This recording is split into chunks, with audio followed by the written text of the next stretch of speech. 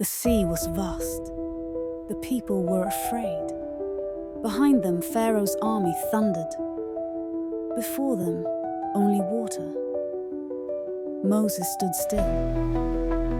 He lifted his staff. The wind began to stir. The waters trembled. A path opened.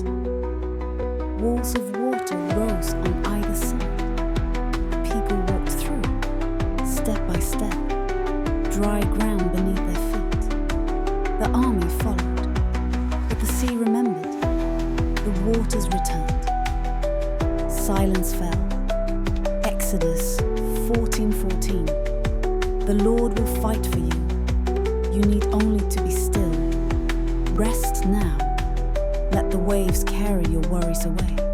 You are safe. You are held. Sleep in peace. His provision is faithful.